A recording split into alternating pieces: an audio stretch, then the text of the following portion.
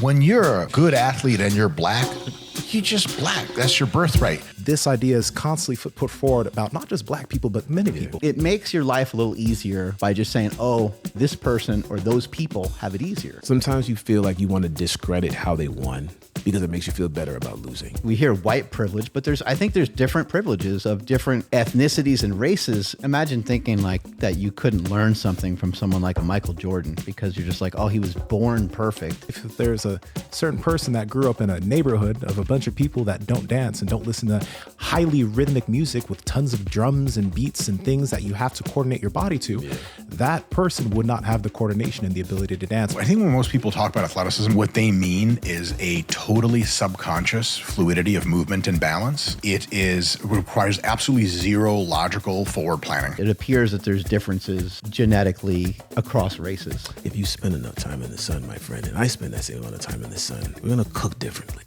What do we got here, Nsima? All right, so in this episode, we're gonna talk about a few things, but first I want to say Mike Israetel has been getting himself to hot fire for PhD stuff and whatever. This ain't gonna be about that. I just think, I say a lot of things online, and people have picked those things apart. But Mike has been in a position of he is powerful, and he puts forward certain ideas, and it is frustrating sometimes when there is no pushback on these ideas. And this is an idea that I believe needs some pushback, or at least needs to be analyzed. Perspective. So there needs to be perspective here. And let's just let this play. Just by the way, I got to mention real quick, we got an Oreo cookie going on here. You want to come smush the cookie, bro? Hey, what's the best part of the Oreo cookie? Fuck you, bro. Yo, we walked right into it. Literally, yeah. Yo, there you go. That was smooth. All right, let's check it out. When you're a good athlete and you're white, that impresses me. When you're a good athlete and you're black, you're just black. That's your birthright. If you're a great athlete and you're black, that'll impress me. But good, you feel me? All right.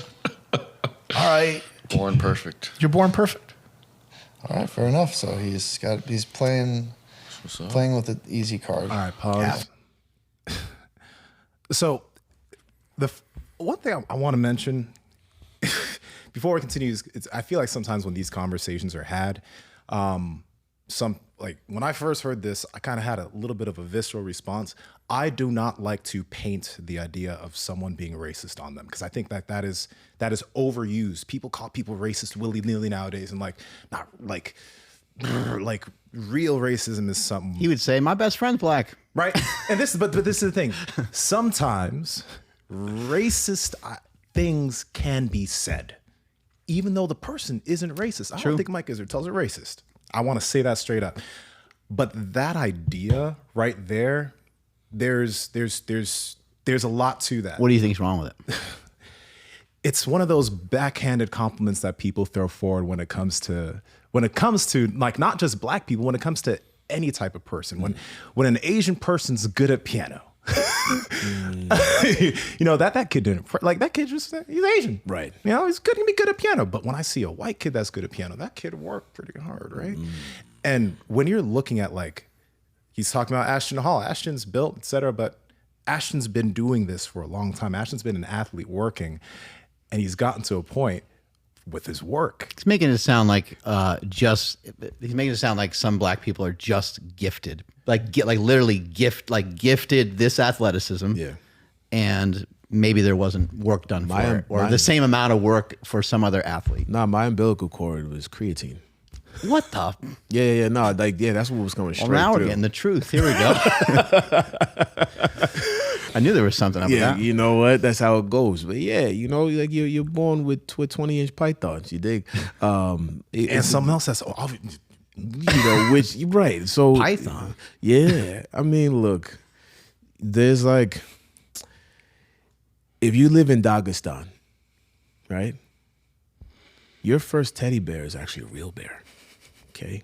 Because that's at least that's what they say. They teach them how to wrestle with bears is what they do. Yeah. So most likely, if you're from Dagestan, you're gonna have some serious grappling skills because the culture cultivates that.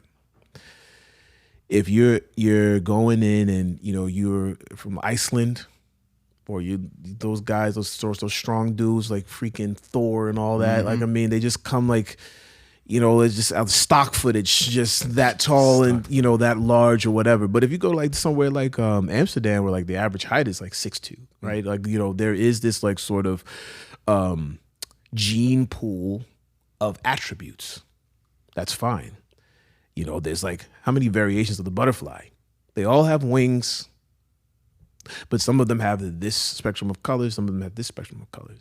But one of the things that's also interesting is that you have this epigenetic change that happens based on what pressures you put on your environment, the put on you, right? There's a book called Whistling Vivaldi, and the title is exactly what it is. And it was a black guy who would, in white neighborhoods, whistle Vivaldi because it would give people the impression, oh, he knew classical music. In fact, they looked at college applications, and sometimes people would put that they were interested in classical music, because if they were interested in hip hop or something else, it would be like, oh, you're in Stereotype. I want to examine what he said though about being born perfect, because it actually says more about what he believes about himself than what he believes about me being black. How much Mike Israetel stuff have you seen? I've looked at his stuff. Okay. Because you see him and he has that Alex Hormozy thing going on. Listen, you go on YouTube, you scroll, and there's somebody there, bam.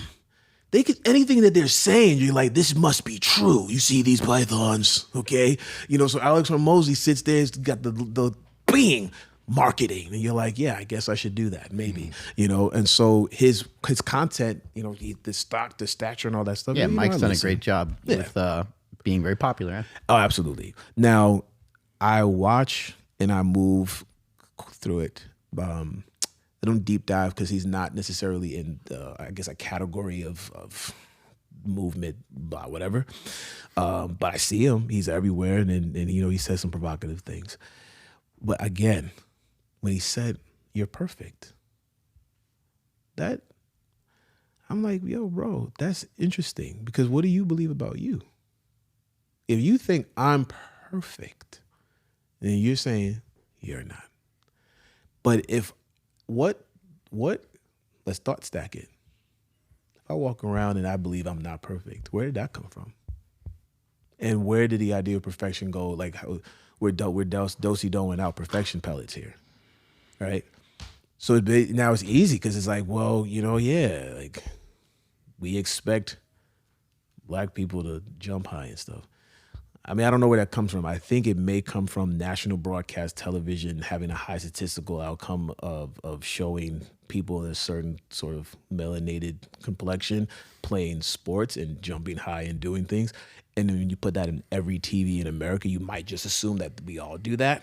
I don't know. I have no idea. But you're perfect. And then I put it back on black people, because black people don't see their thought stack is we're not, for whatever reason, based on whatever we're looking at. So in Whistling Vivaldi, he had students take a test. No, well, he didn't, but there were studies about this. Same test. White students were told, this is testing your natural intelligence. Black students were told, this is testing your natural athletic ability. The white students that were told to test their natural intelligence scored higher. Same test, when they were told to test their natural athletic ability, scored much lower, because there's something called stereotype threat that he was pointing at. So everybody has this stereotype that they try to live into. Perfect example. I went to a conference. Somebody said, "Where's the weed, bro?" I'm like, I don't have it, first of all, because I don't smoke it. But you look high as fuck. But I look like, you know what I mean? There's something about this hair that just says, this rolls, so I must roll leaves. You know what I mean? But yeah, we can't escape that, right? So, what is it that you guys are looking at when you see this? When you see how Mike is in the industry, particularly for this conversation, how do you guys feel about this moving this needle? The thing I do want to mention, like going back to your cultural thing. Yeah. Going into some of this is that, I do not think that some people realize how much a culture and how much what's around people can affect their outcomes and where you see, you know, a group of people. It's like when you mentioned you see a lot of black people in basketball, you see a lot of them in football, etc. A lot of the sports that you see a lot of these people in are sports that are easily accessible. Yes. They don't require expensive courts. They don't require there are less boundaries for entry. Yep. Right. Yep. That coupled with certain opportunity, coupled with the importance that has within said cultures, like these types of sports, you'll see a lot of people there that look like that. Yep. And you may then just say, oh, all these people then are just like this. Yeah. Or they're just gifted with that. It's the same thing like when for example, Ethiopia, there's a lot of long distance runners that come from Ethiopia. And some people look at the altitude and say, oh yeah, it's the altitude and obviously they're Ethiopian. But within that area, there's a big culture of running. And it's one of those things that if you applied the culture and the infrastructure that's set up for those people to become high level runners there, and you put that in some other part of the world, I think the Finland had a period of time where they were called like the Flying Finns at a certain point, because there was for a period of time they had a big infrastructure for distance running, and they were dominating the sport at the time because the infrastructure changed, the culture changed to put importance on that idea. Yes. So are we saying that Finnish people just have the genes for that and they're born gifted for that, or is it the environment and the culture that help form the outcomes you see? And the problem with this is, this idea is constantly put forward about not just black people, but many people. And it's one of those things where I'm just like, I hate this, because you'll say that we are just born gifted, but you have to work harder for it. Now, we didn't have to work. Right. We didn't have to study. We didn't have to use our brains. No. We didn't have to look into the science to get better. No. You're just born gifted. Just born this way. Well, I mean, then that gets everybody caught up, because I think it doesn't matter what the genre is. There is like a belief that like, oh, you're this, so you should have that. You're like, they were looking at how being socially, economically viable people is about congruency. They were like, if you were like high economic status, but you were Black or Latin American, you were less liked stereotypically, because that's not a stereotypical expectation. And vice versa. It's like, oh, if you're poor and white, it's like, what's wrong with you? like how did where did you fall? Where's through that the 800 cracks? credit store? Like, where's all this? Like, but again, it comes. We have this language about like what things should be, which sometimes is positions to people, right? You see all these white boys playing basketball right now, crushing it. Yeah, bro. Like, where did that come from? Like, he's an anomaly. Like, no. There is an environment that's being cultivated where I think they were showing how they were scouting for him like when he was like a kid, Teenager. Yeah. Right. They were like, yeah, no, you will be in the NBA, 5-year-old. So this idea about it just gets us riled up, because it's like if somebody wins, sometimes you feel like you want to discredit how they won because it makes you feel better about losing. And that doesn't matter what we're talking about. Mm-hmm. I think that's exactly what it is. It is, I think, in the communication of like this message, I think the undertone of it is that it's taking away something from me. Yeah. Right. And that's what you said is like, well, I think it probably has more to do with him and how he feels. And so he feels like he's coming back from a further distance. Right. Yeah. But I think most of us just feel that way in general. Like, if you make it as an entrepreneur, like, oh, people don't understand my background, or they don't understand like how hard I had to work, or I had these circumstances, or this person died early in my life, or whatever the things are that are, that seem like they would be, very challenging to overcome. You were able to overcome these things, and you feel like if you don't have that story, then like, what is your story? So I think people have to hold on to a story that's complex, that has a lot of friction. Yeah. I made it in basketball, but I'm white. And it's like, well, there's a lot of great basketball players that are white. What are you talking about? Right. If you just change the event, you sometimes change some of the, because there's a particular value in maybe running in Sweden, or Finland or wherever you were talking about.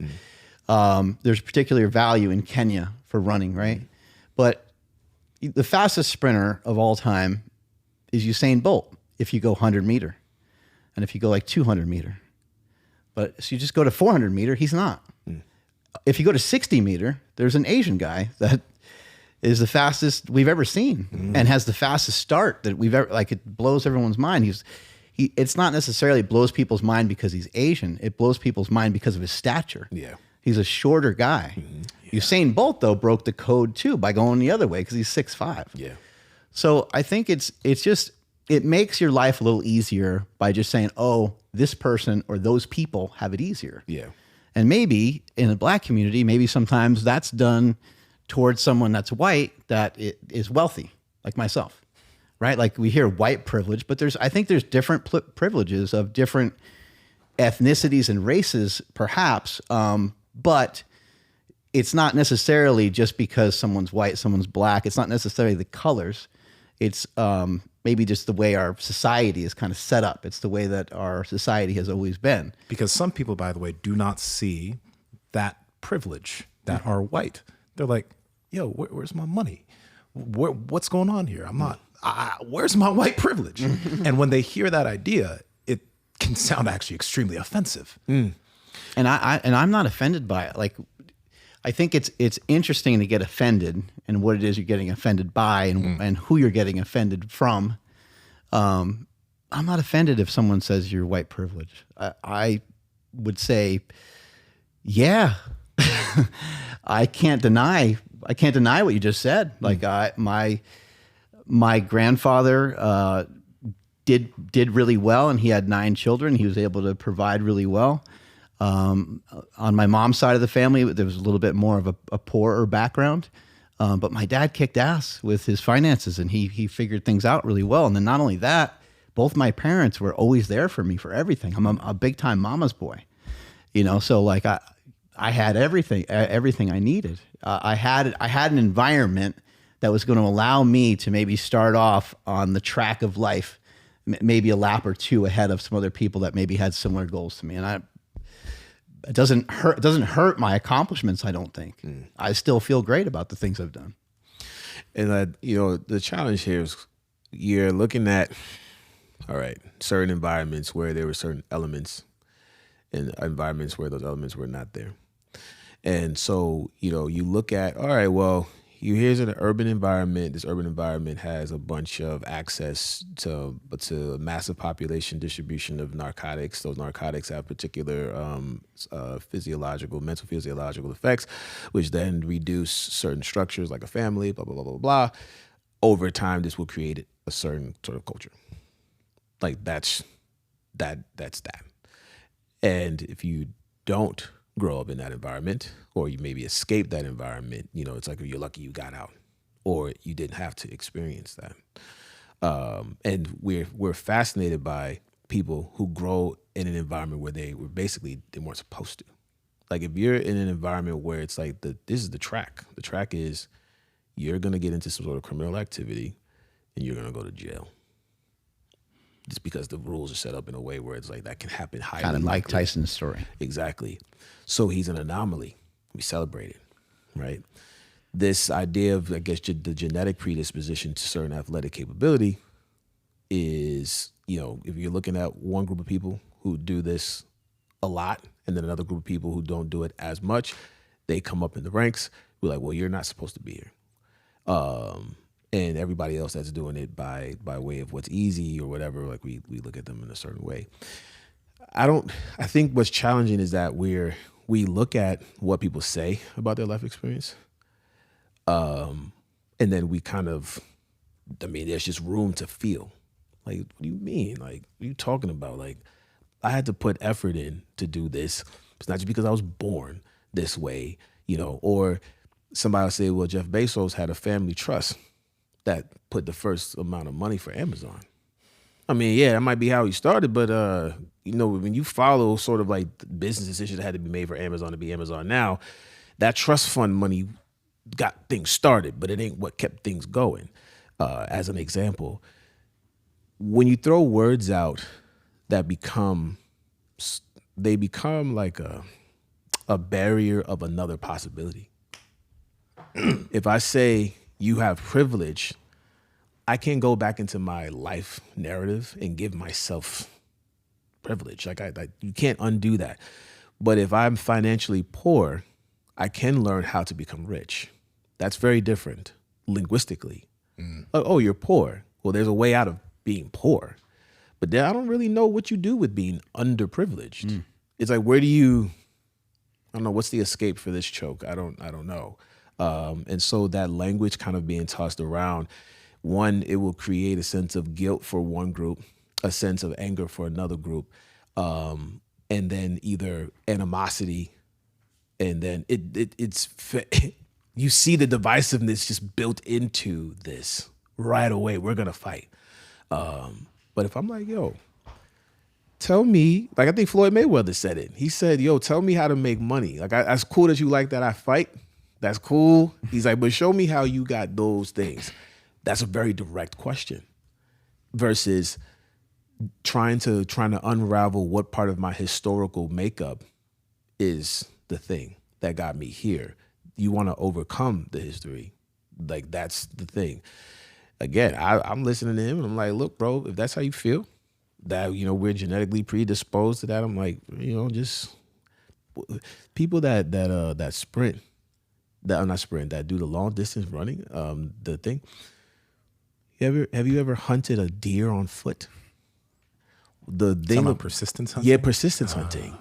That was a survival mechanism to eat game, because we can run for 16, 20, 30 miles. And that deer's just gonna die of exhaustion, lay down, and then we do our thing. If you live in an environment where that's how you get to your food, then most likely, you know, it creates a certain body type for like our basic survival. And so we're looking at we're doing like the decorated version of life now. Like, I'm an NBA player. I'm a world recognized strongman. Like, that's like cool. All of that is decoration on top of why does your human form, what is the actual function of your human form, and how would that human form help you to survive in the environment that it's born in? Oh, kind of having a massive, like, cause you know this, like the strongman, super cold, lots of body fat on the body. What was the value of having a lot of body fat to burn? Well, if I live in a super cold environment, having a lot of fat to burn is kind of good for surviving. I don't know. It has nothing to do with Eddie Hall being one of the world's strong men for the trophy. If we're looking at just to survive. And when I hear him say that, it's what it sounds like. I hear these people have bodies more fit to survive. Not the sport. Forget the sports. That's the decoration. They're perfect. We're not. Because the body being strong has nothing to do with the sports. Like, that's just how we entertain ourselves, entertain each other with our bodies. And so it's man, when people say stuff, if we can find the place where it's like, yo, what's hurting you, bro? That's how you moving and that's how you talking, versus it hitting me.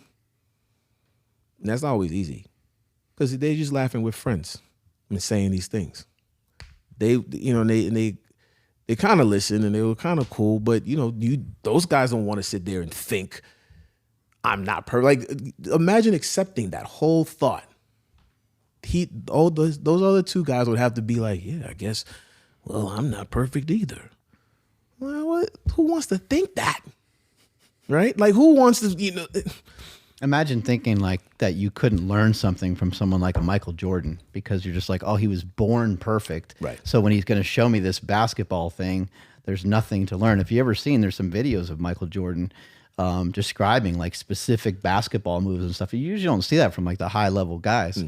But when he's describing things, and he was even talking about the shape of your thumb and your hand and stuff like that, and he had certain genetics and stuff, but probably one of the best things that Michael Jordan had that is very rarely talked about is a brother. He had his brother he's like, my brother was way better at basketball than me. He's like, my brother kicked my ass. And his brother unfortunately just didn't have the height and didn't have maybe some of the same other circumstances and so forth. But his brother even had a bigger vertical and was shorter. Yeah, right. So, yeah, his brother can jump better than Air Jordan. Isn't that crazy? I mean, the original Air Jordan, I guess you'd say, right? So you have luck of the draw. He gets the shoe deal. Environment. Big part of it. Yeah.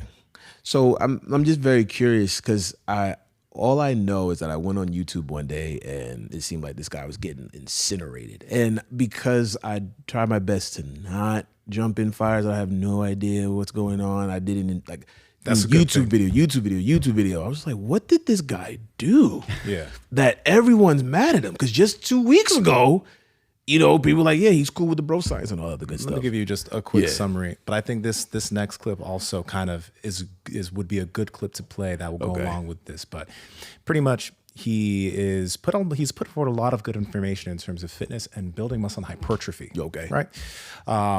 And it's, he has an app, put out programs, and it's been come to see that his PhD, because he always introduces himself as Dr. Mike Israetel, he has said on multiple occasions that he is probably one of the smartest, if not the smartest, coach out there as far as physique sports. He's put forward that he has a genius level IQ. He's said that verbatim. Okay. He has said things like, I look better than, for a bodybuilder that's passed, Mike Menser, and I'm stronger than him. So the man has spoken with a lot of hubris about things. Yeah. And then it ends up that his PhD said bigger and stronger athletes couldn't be better athletes. And there was a lot of errors. And the thing that you've been stacking all of your, I guess, all of your authority upon, your PhD, is kind of a shit PhD. You know what I mean? Like, so that's why he's getting a lot of fire now, because you go and you speak about things with such absolutes and such an exacting nature, and then it comes out, and this is actually, I think, just a lesson. It's a lesson for me. It's a lesson for everyone.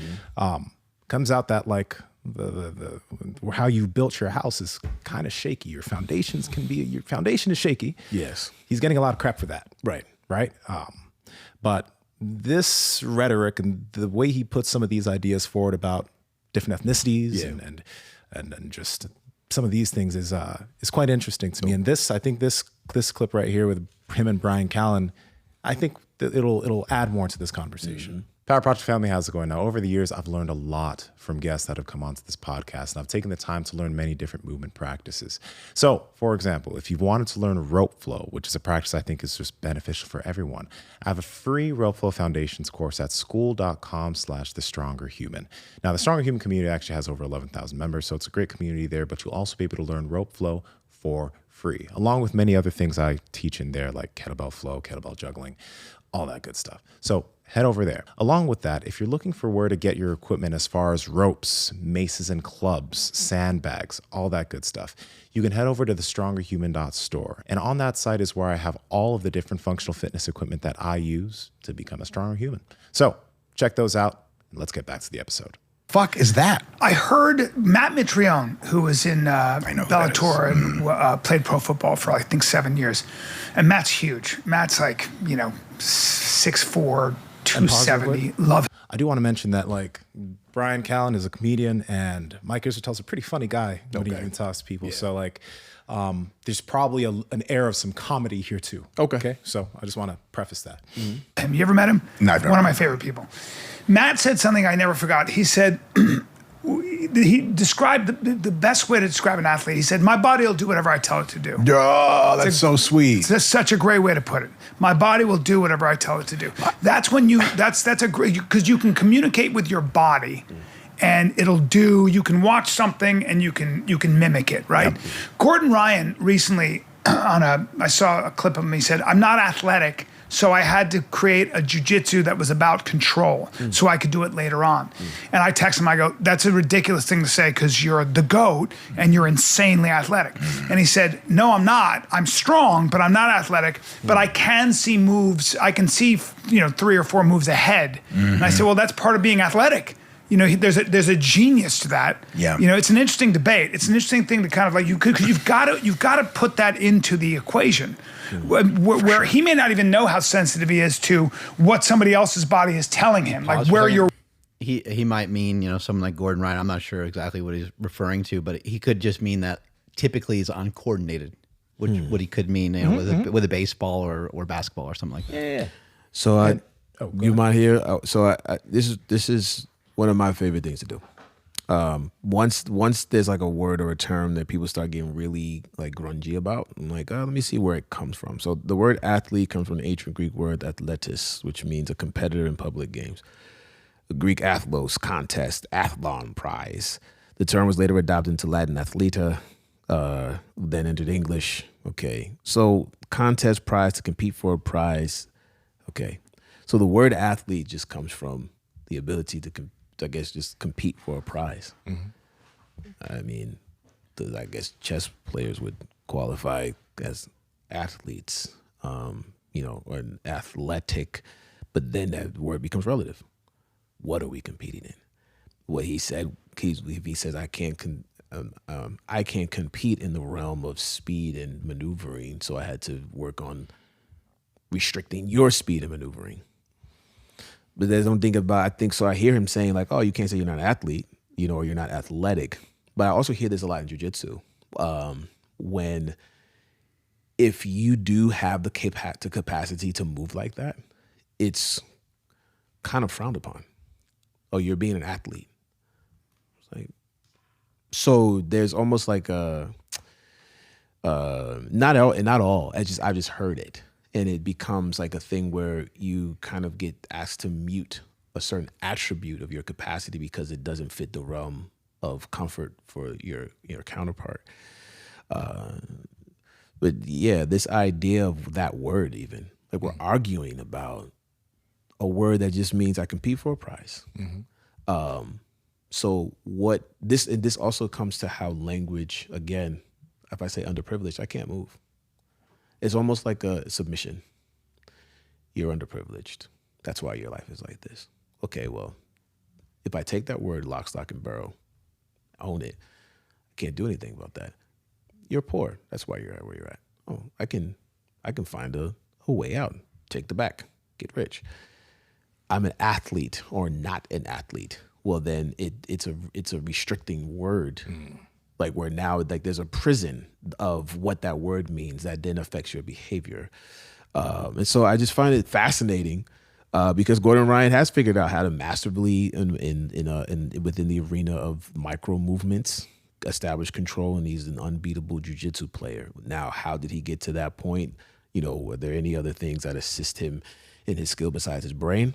There are people who have their debates and say things in the rumor mills, but you can't argue with his capacity. So why does he not think he's an athlete? What is that? Again, I think it's something for him to hold on to, you know, so he can say that even despite the fact that I'm unathletic, I'm still able to whoop up on everybody. Yeah. And I think he probably has trained himself, you know, he's like, I'm going to go in the weight room a little bit more than everybody. I'm going to do the things that are necessary that are sort of outside of that scope. But again, I think a lot of times in America, when we talk about athleticism, we're basically just talking about being able to play football and basketball. You know, being able to do a layup from both sides of the hoop and being able to shoot a good jump shot and being able to catch and throw a football. Okay. And then you look at wrestlers and you're like, oh, no, well, that's athletic. Correct. Which, you know, and then you start to look at regions. Like Iowa, that's a place where that wrestling is rewarded, right? So if wrestling was rewarded in New York, there'd be a robust wrestling program there, but that's not what we do. But again, you know, the capacities of what wrestlers are able to do, like we were talking about the somersaulting and the suplexing, and why do you have the backflip and do all of that to grapple? Is that more or less athletic? You know, maybe we just need a different word to describe what we're looking at. I wanted to add to what you were saying about regions. Like that's super interesting, right? There's even certain regions of the U.S. So someone could say, like, if you're from Wisconsin or something like that, that it might be harder to be a beach volleyball player. Much more difficult. But you could be, right? Like, Maybe your parents moved to California when you're 15 and you fall in love with beach volleyball and you become Olympic, but it's harder, right? Yeah, we love plant. Like, we would love to plant a desert cactus in like Trinidad and be like, well, in spite of the fact that the humidity is super high here, this cactus still grew. We're drawn to the displacement of things for some reason, and it growing in a spot in spite of, which is beautiful. It's fascinating. All the great stories. We love the overcoming kind of thing. And there seems to be an issue with certain things being easier.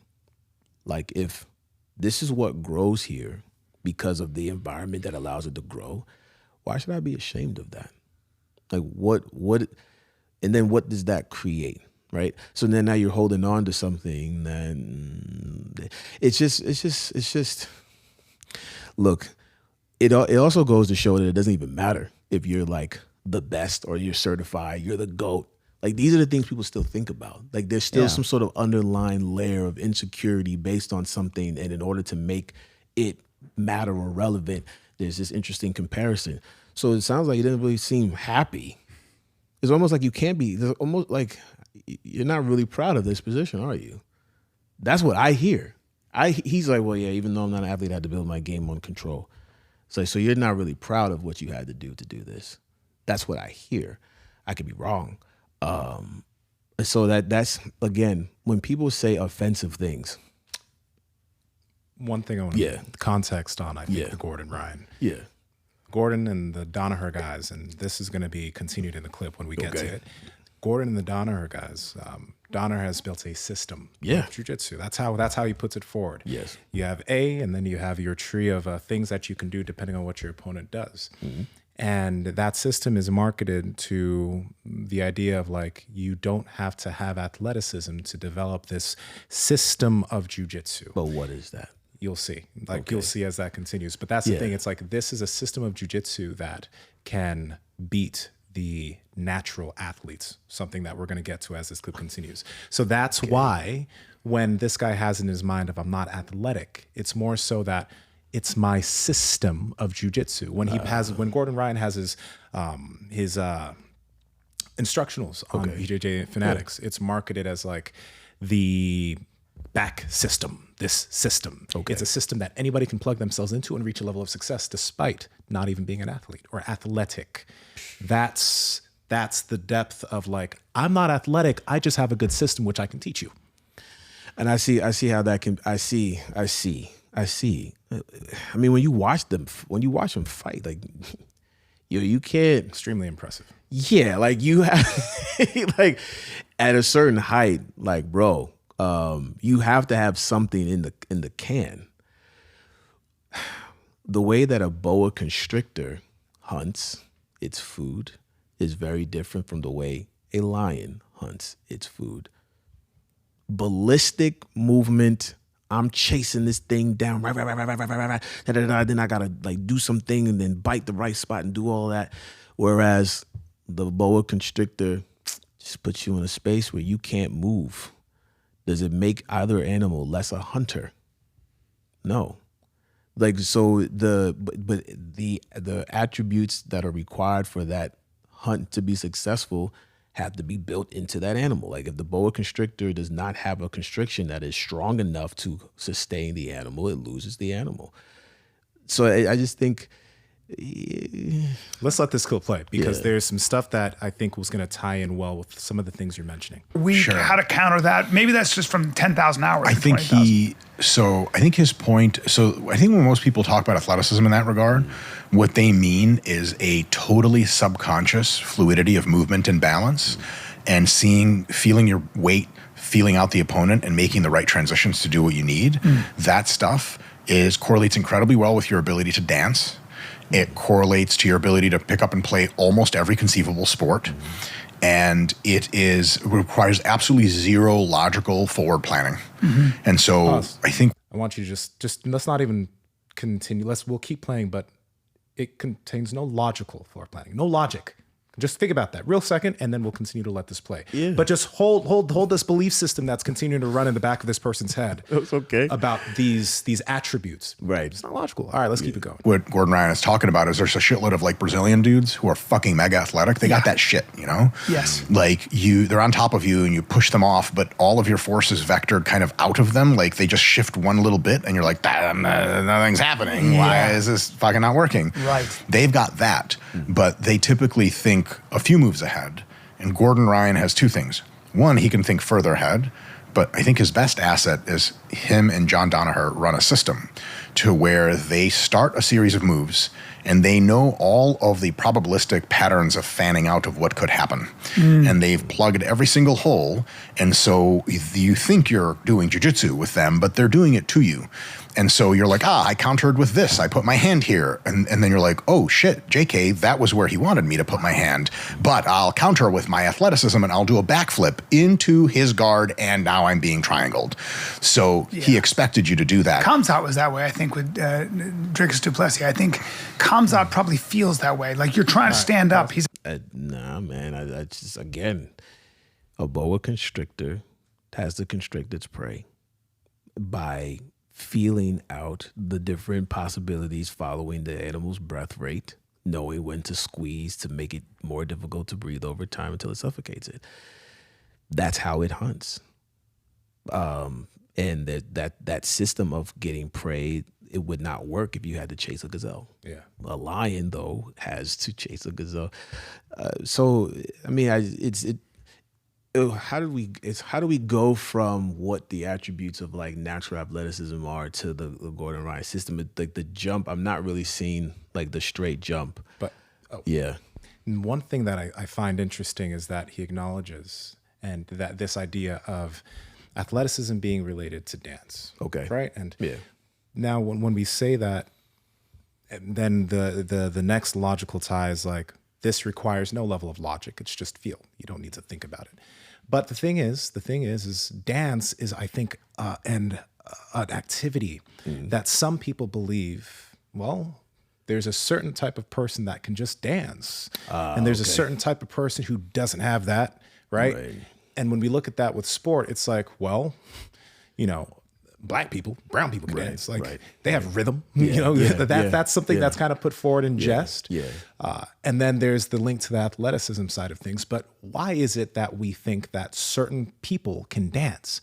Is it just because they can dance? Because I guarantee if there's a certain person that grew up in a neighborhood of a bunch of people that don't dance and don't listen to highly rhythmic music with tons of drums and beats and things that you have to coordinate your body to, that Black or Brazilian or whatever person would not have the coordination and the ability to dance. But what is it within certain cultures?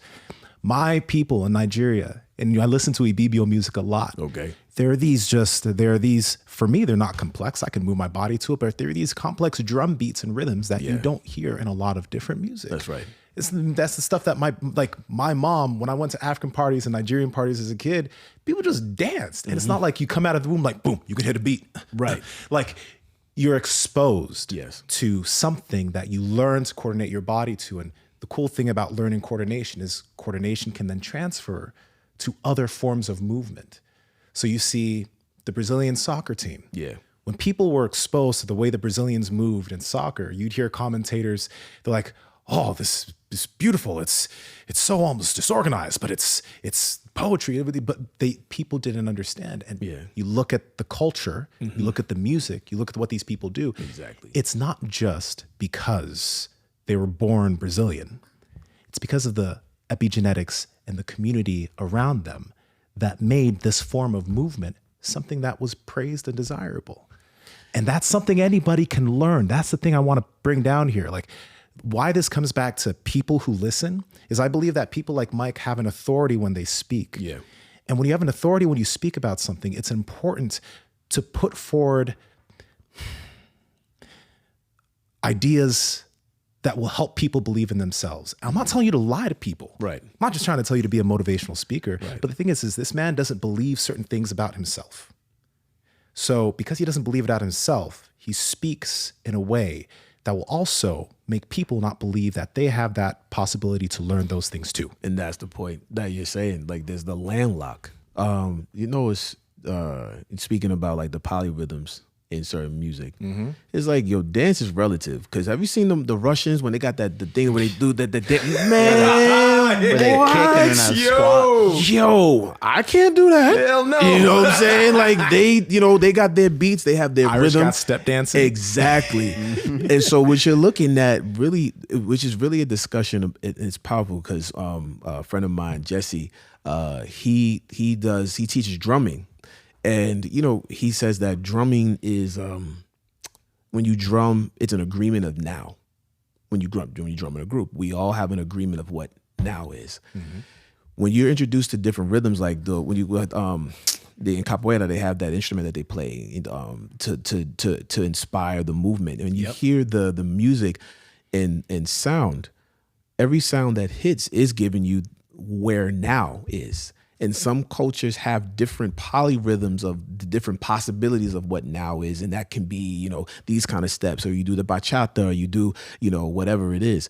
And so and with exposure to those rhythms, people are able to then transform their movements because they now have this, so now could be that, or that, or that. Like, so then that would, you start to look at, well, what is the biological value of the things that we do as behavior, including music? Like, why did they drum? I found out that the djembe drums, all that stuff was actually to get the seeds to move. That was you hit the percussion, you get to rattle some seeds to help things grow. Again, we start with the decorations, and once we start looking at the decorations, then we get lost in the sauce and we say wild things. Gordon Ryan's an athlete, bro. Like Gordon Ryan is athletic. By the way, when you mentioned Gordon Ryan being an athlete, you do jujitsu. When he mentioned that thing where you just put your pressure into someone and then they dissipate that pressure, Gordon's doing that all the time. Are you not watching the same? When you don't understand something, you'll think that person isn't doing it. Gordon understands pressures of people so well. Yeah. You watch him roll, he gets that. Yeah. Dude's an athlete. Right. And He also might not be the greatest dancer. But he might not. Right? He might not. But the thing is, yes, he might not be a great dancer, but I have no idea. These are capacities that anybody can learn that can bring a level of improvement. And it's not landlocked to black people. And people love to say black people have that rhythm. Everyone can have rhythm with things that they practice, but certain things people don't want to practice because it can feel embarrassing to put yourself into something new. And when it's part of your culture, it's not embarrassing. No. Because it's something you've done since you were a kid. Yeah, absolutely. I don't have me square dancing, bro. No. I'll be. I think you look at a sport like hockey. Like it's played in an area where there's cold weather. Yep. Canadian, a lot of Canadian friends that I have, not all, but a lot of Canadian friends I have, they're like, yeah, you grew up, that was your dream, be a hockey player. Yeah. And I'm like, oh, so interesting. Here in the U.S., it's usually like football or basketball. Right. In Ohio, every baby boy is born with a football in his crib.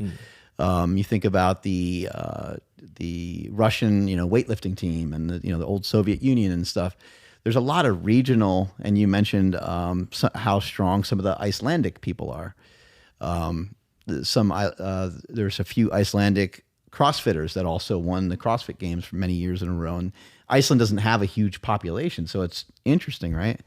I think we just have a tendency to look past our own attributes.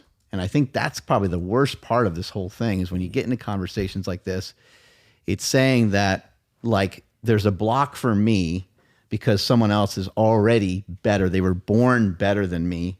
And I'm I don't know, I'm coming from this background that it would be near impossible for me to be able to do just as well. I first started hearing about transcriptions from Thomas DeLauer. Yep. And, Thomas is somebody, it's an animal with working out. You got a chance to work out with him. I worked out with him.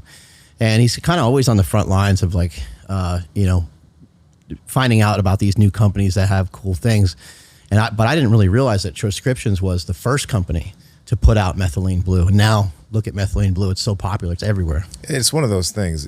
If you guys listen to this podcast, I'm very iffy with the supplements that I take because there's a lot of shady stuff out there. You got to be careful. The great thing about Transcriptions is that when people want to get Methylene Blue, usually they'll go on Amazon, they're going on these other sites. It's not third-party tested. It's not dosed. A lot of people end up with toxicity from the blue that they get because there's no testing of it.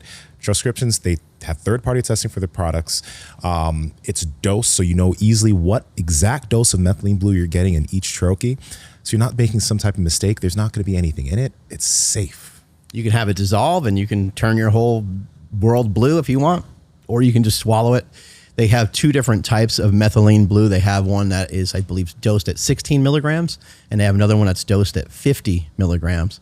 So make sure you check the milligrams. I don't recommend anybody start at 50 milligrams, but the 16 I feel is very safe. You can also score the troches and you can break them up into smaller bits. Yeah, that's what I do. And in addition to that, on top of the methylene blue, they have a lot of other great products and stuff as well. They got stuff for sleep. They got stuff for calming down, all kinds of things. I gotta say, I use it about 2 or 3 times a week. I use it before jiu-jitsu. And the cool thing that I've noticed, and I've paid attention to this over the past few months, is that after sessions, I don't feel as tired. So it's almost like I've become more efficient with just the way I use my body in these hard sessions of grappling. And it's like, cool, that means that, I mean, I could go for longer if I wanted to, and my recovery is better affected. It's pretty great. I know Dr. Scott Schur, we had him on the podcast, and he talked quite a bit about how he recommends methylene blue to a lot of the athletes that he works with. Yeah. And they're seeing some profound impacts. And one of the things I've heard about it is that it can enhance red light. So those of you doing red light therapy, or those of you that have some opportunities to get out into some good sunlight, it might be a good idea to try some methylene blue before you go out on your walk or run outside or whatever activity it is that you're going to do outside. And this stuff is great, but please, like, first off, they have that stuff for staying calm. They have stuff for sleep. But remember, this stuff isn't a substitution for sleep. This isn't a substitution for taking care of your nutrition. This is supposed to be an add-on to all the things that we already should be doing. And it's going to make things so much better if you're doing everything else too. And I think this is just a little different too than just adding some magnesium to your diet. I think this is a little different than... Yeah. You know, treat these things appropriately. Make sure you do some of your own research. But if you're taking medications, SSRIs, you better talk to your doctor first. Don't be popping these things. And if you're taking any medications at all, it'd be good to double, triple, quadruple check and make sure that you're safe. Transcriptions has a lot of great things that you need, so go and check out their website when you have the opportunity. Strength is never weakness, weakness never strength. Catch you guys later. Or impossible for me to improve almost. Well, I mean, I also don't want to ignore the concept of unfair advantage. Businesses don't ignore that. They're like, what is our unfair advantage? Well, we have this, and this, and this, and this, and our competitors do not, right? And if you have the unfair advantage of exposure to polyrhythm, if you have the unfair, like a lot of the Brazilians that do jiu-jitsu, they also have done capoeira.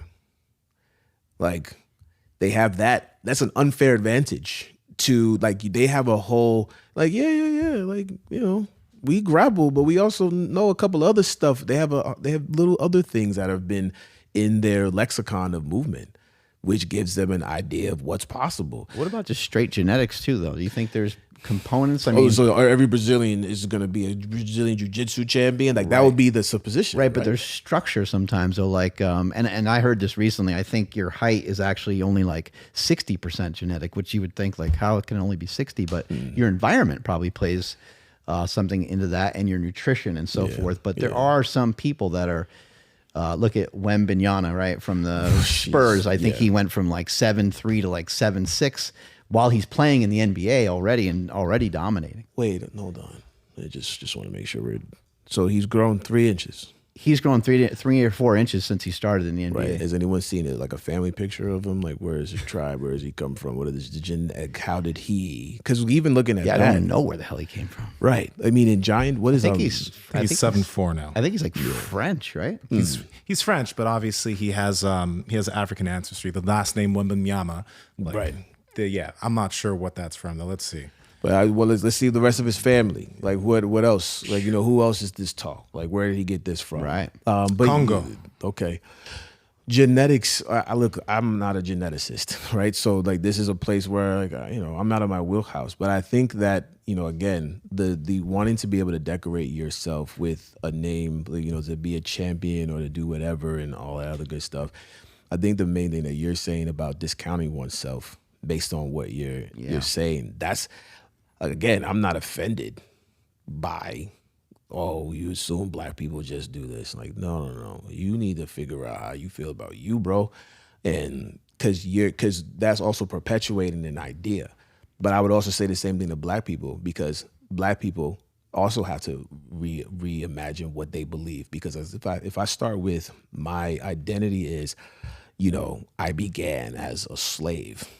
That's my brain just goes there, right? It's really, how that fell into the history is one thing or another, but you really can't do much with that thought as the predominant narrative for yourself. You're like, I started from some lowly position, versus this is where we are in the world, and these are opportunities to do whatever it is that we're going to do.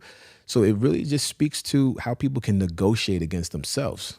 And so it's like, listen, man, you might not want to shock put if you have a javelin body.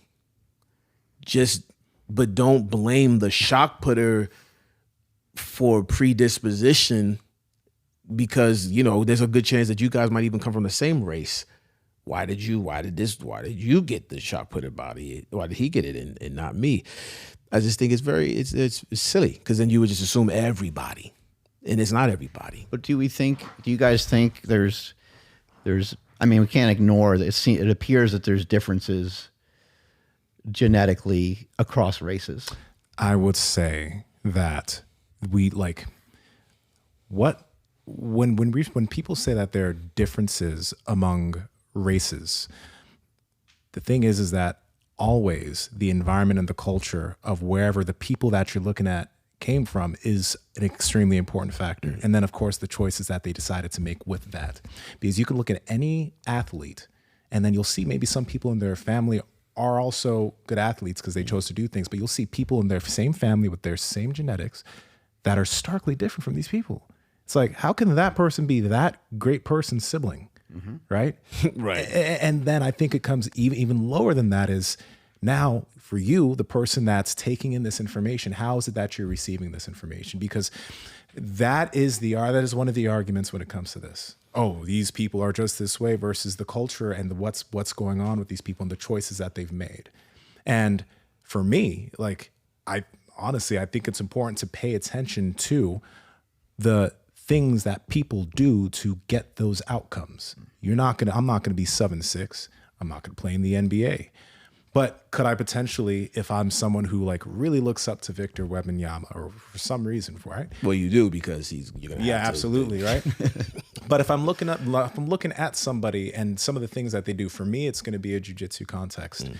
The first thing I'm going to pay attention to isn't that necessarily that this person is Brazilian with a crazy wingspan or whatever. The first thing I'm going to look at is the things that they do that I can replicate and I can do for myself. Because the funny thing is, within the realm of bodybuilding and physique training, Mike and a lot of these guys, there's this idea of putting forward science-based fitness with this amount of repetitions, this volume, and there's always switching in terms of what the research says. But the thing that always comes back to when it comes to building muscle is working hard. Because everyone's always trying to find the best program. Everyone's trying to find the next thing to do to get that edge. But with any program that anybody does, the big thing that it's always coming back down to is working hard.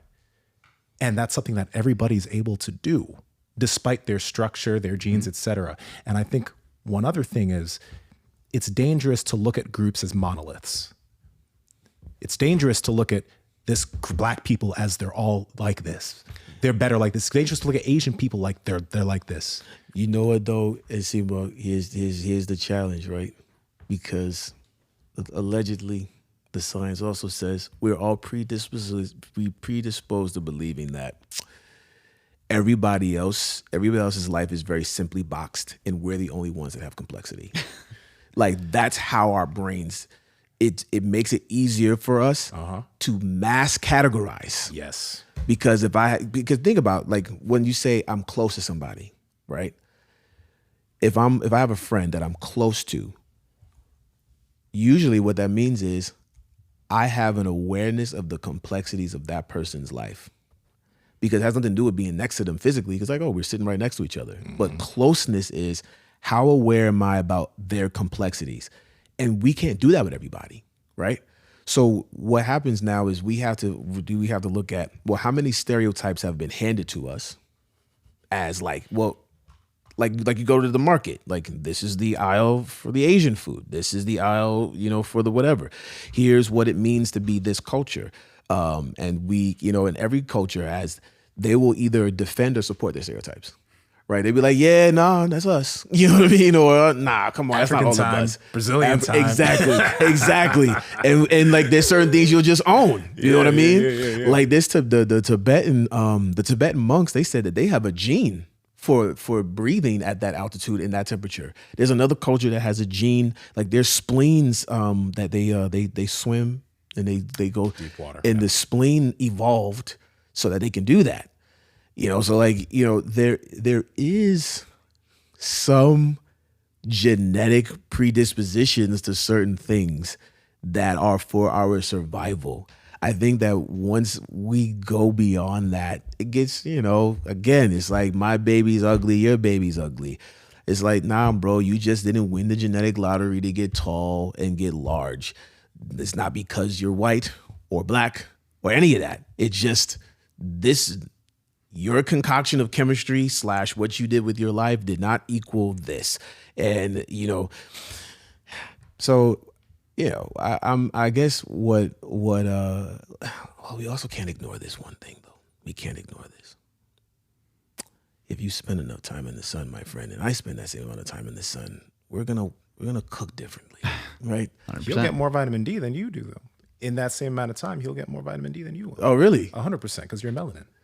Oh, see. Your melanin makes you produce vitamin D much slower rate than Mark would. But he's gonna burn real quick, so he needs to get inside. Right, faster. right, yo. So yeah, just get in, get out, bro. It's a walk for you. Mm-hmm. So I have to stew.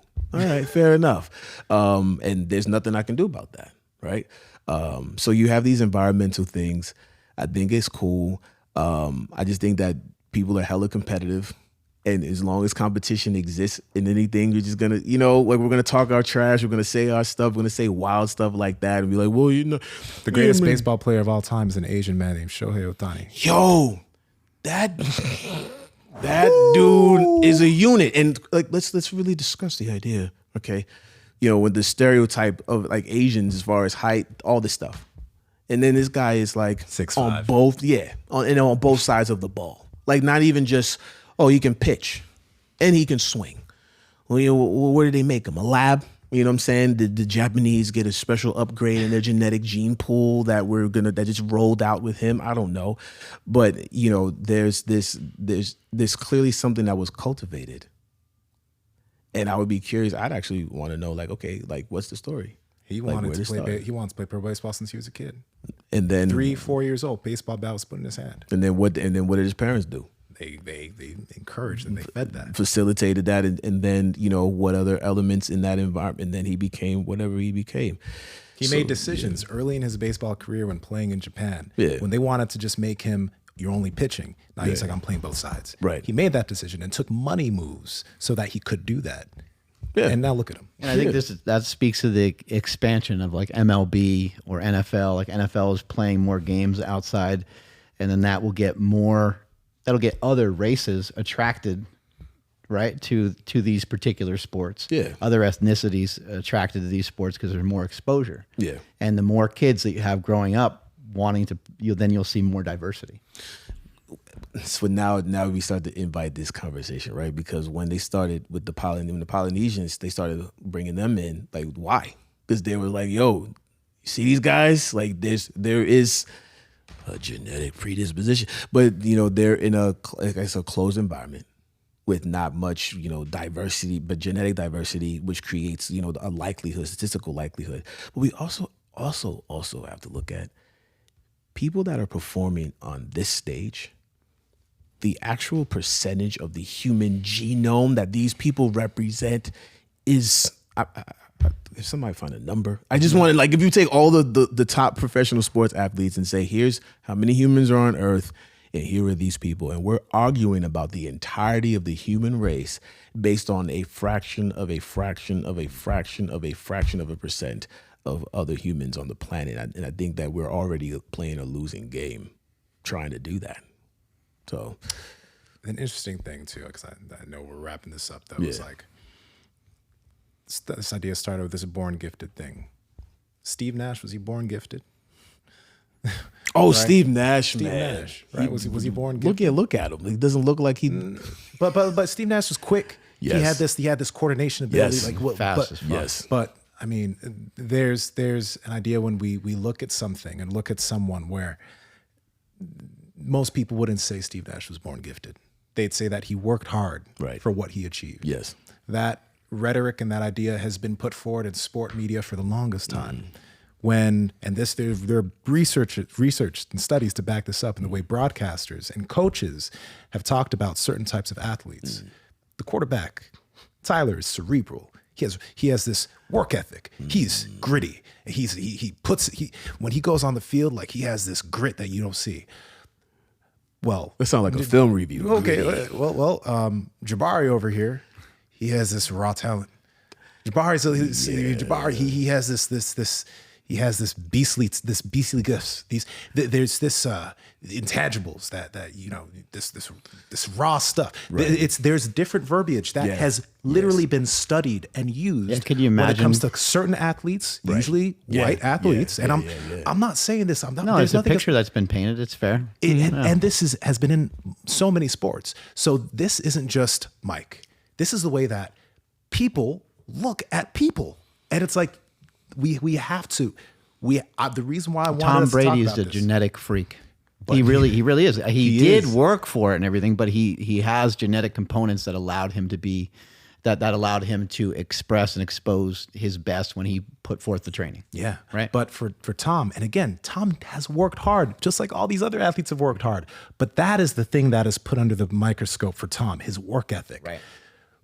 The reason why I hate this rhetoric is because we need to focus on the work ethic for more types of people versus just painting them with this Or broad brush of talent. Yeah, and Deion genetics. Sanders or something like that is kind of a person that people don't think. I mean, maybe things came a little easier for him or Bo Jackson. I mean, Bo Jackson just flat out he just discredits himself. And Barry Sanders too. They're both just like, yeah, gifts came right from God.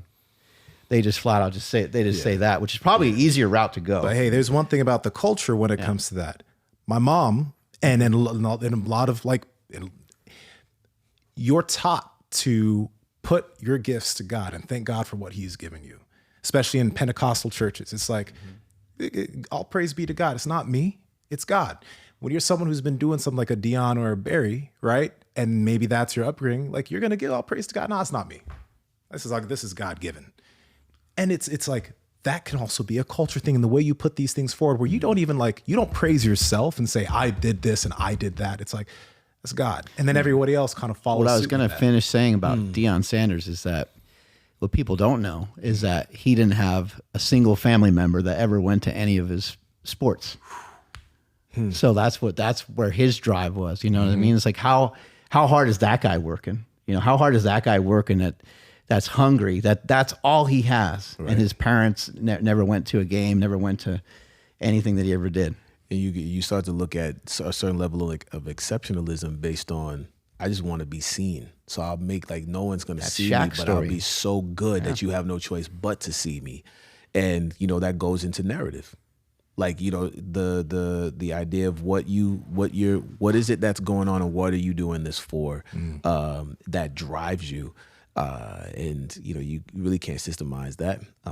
You can try, you know, I would, you know, you love to sit down and say, what's the story here? Like when you get that belt, when you get that trophy, when you get that medal, when you get that ring, if you ask anybody who's won and you ask them, what does this mean to you? They're going to give you wildly different, you know, views and vantage points. And sometimes, you know, that story is enough to give you the drive to push your body to its limits. But one of the stories that won't is the idea of believing in the concept of raw talent. I have a question for both of you, because I know you got to go. You got to get to the airport. Oh. Now, my question for both of you guys is, what is it that you want people to take? Like, what is it that you want people to take away from what we just discussed here? Yeah.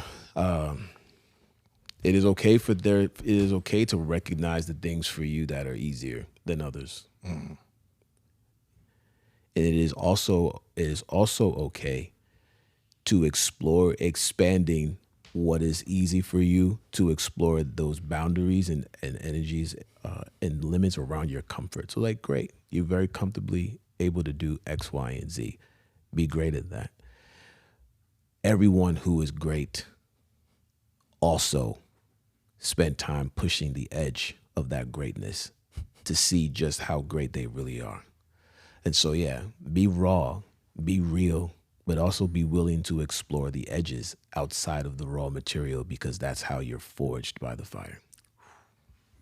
I agree 100%. Put the work in for yourself and see what you can make of yourself. Because you don't know. We don't have any idea what somebody else went through or how somebody else worked things out. But it really doesn't matter. It like literally doesn't matter. It doesn't matter if they were halfway gifted, 3/4 of the way gifted, 100% gifted, or they weren't gifted at all when they started. If they're currently better than you, then they're better than you. And you have to figure out, how are you going to get better?